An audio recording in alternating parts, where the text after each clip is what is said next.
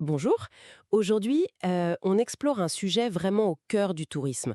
Comment on crée une relation client, une vraie connexion qui soit efficace, que ce soit en direct, au téléphone ou même par écran interposé. Oui, bonjour. C'est un vrai défi parce que cette connexion, elle commence dès la première seconde. Exactement.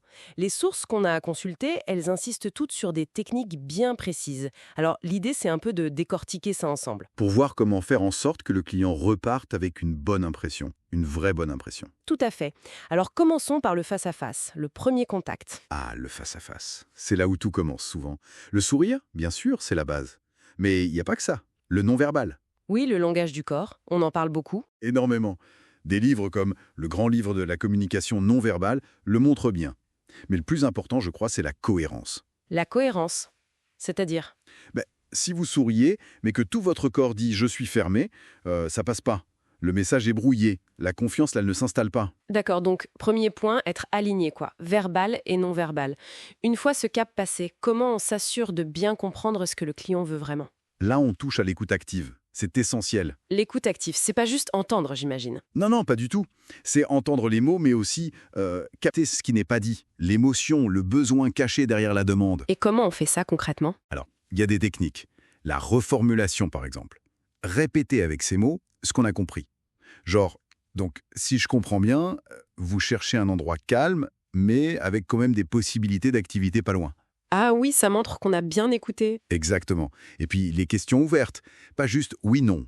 Plutôt, qu'est-ce qui est le plus important pour vous pendant ces vacances? Ou quelles activités vous aimez particulièrement? Ça ouvre la discussion. Ça permet d'aller chercher l'attente profonde, au-delà des faits bruts, comme les dates ou le budget. Identifier ce qui fera vraiment plaisir. Comme pour ce fameux monsieur Dupont qui voudrait se détendre mais aussi faire du sport. Voilà. Au lieu de juste proposer l'hôtel avec piscine, on pourrait penser à un gîte près d'un super sentier de rando, parce qu'on a compris ce besoin de nature et d'effort. Écoute, comment on le relève au téléphone? Là, il n'y a plus le visuel pour aider. C'est vrai, ça change tout. Là, tout passe par la voix. Le ton doit être chaleureux, le rythme posé mais pas lent. Il faut transmettre l'empathie sans les yeux. Donc, encore plus d'attention sur la manière de parler. Oui, et il faut être peut-être encore plus structuré pour identifier les besoins rapidement. On n'a pas le temps de laisser la conversation flotter comme en face à face. Et la fin de l'appel, c'est important aussi. Crucial. Bien résumer ce qui a été dit, les prochaines étapes claires. Donc, je vous envoie la proposition par email avant ce soir. C'est bien ça? Ça rassure, ça montre le professionnalisme. Et le suivi après l'appel. On en parle parfois. Ah oui, et c'est une bonne pratique. Un petit message pour confirmer ou même après le séjour. Ça montre qu'on ne voit pas le client juste comme une transaction. C'est le début d'une relation. D'accord. Et si on passe au numérique maintenant? Les emails, les réseaux sociaux, comment on garde cette qualité d'échange? Pour l'email, la clarté, c'est la règle d'or. Un objet qui dit tout de suite de quoi ça parle. Une personnalisation. Montrer que c'est pas un copier-coller. Et être réactif, j'imagine. Réactif, oui, mais sans sacrifier la qualité de la réponse. Mieux vaut prendre 1 heure de plus et bien répondre que répondre vite et à côté. Et sur les réseaux sociaux, c'est encore autre chose. Là, c'est plus l'engagement, l'interaction. On voit des exemples comme Disneyland Paris qui répondent aux commentaires, partagent des photos. Ils créent une communauté. Ils gèrent leur image en ligne, leur e-réputation en fait. Répondre aux avis, même négatifs, c'est super important. Tout à fait. Et il y a aussi le chat, la messagerie instantanée. Oui, ça c'est pour la rapidité, l'instantanéité. Très pratique pour le client. Mais le risque, c'est pas d'être débordé? De répondre trop vite, sans prendre le temps? Si, c'est le piège. Il faut trouver le bon équilibre. Savoir quand une question est trop complexe pour le chat et qu'il vaut mieux proposer un appel. Un point qui revient souvent sur tous les canaux, les objections. Surtout le prix. C'est trop cher. Ah, le classique. Alors là, la première chose, c'est encore et toujours écouter.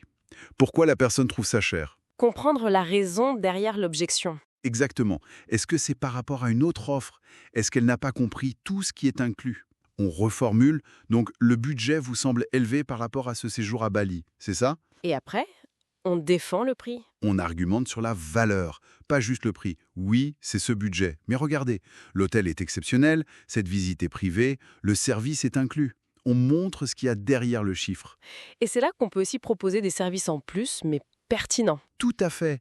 Si on a bien écouté, on sait que la personne aime le vin. Alors proposer une visite de vignoble en Provence, ça a du sens. C'est pas de la vente forcée, c'est une amélioration de l'expérience. Logique. Une fois qu'on est d'accord sur tout, on arrive à la partie contrat, finalisation. Oui. Et là, la clarté est reine. Les fameuses CGV, conditions générales de vente, et les CPV, conditions particulières. Tout doit être écrit noir sur blanc. Ce qui est inclus, le prix, comment payer, comment annuler. C'est là que la technologie doit aider, non? Les GDS, les CRM. Absolument.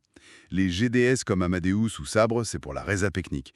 Mais le CRM, le logiciel de gestion client, c'est le cerveau. C'est là qu'on note tout, les préférences, l'historique, pour pouvoir justement être pertinent la fois d'après. Pour ne pas redemander les mêmes infos à chaque fois. Exactement. Ça fluidifie l'expérience. Et bien sûr, la facturation, le paiement, ça doit être impeccable. Une erreur là-dessus, et la confiance s'envole. C'est clair. Donc, si on résume un peu tout ça. Ce qui ressort, je trouve, c'est que la technique, c'est bien, mais ça suffit pas. Que ce soit en vrai, au tel ou par écrit, le fond du truc, c'est l'écoute sincère L'écoute, la personnalisation qui en découle. et la rigueur dans l'exécution. Voilà. C'est ça qui fait qu'un client n'est pas juste satisfait, mais qu'il devient fidèle, voire qu'il parle de vous autour de lui. Et une excellente synthèse. Et pour finir, peut-être une petite ouverture. Avec l'intelligence artificielle qui arrive partout, comment tout ça va évoluer, à votre avis? Ah, c'est la grande question. Est-ce que l'IA va nous libérer du temps pour être plus humain, plus empathique? Ou est-ce qu'elle risque de déshumaniser encore plus la relation client? Bonne question. Ça laisse matière à réfléchir pour nos auditeurs. Merci beaucoup pour cet échange passionnant. Merci à vous.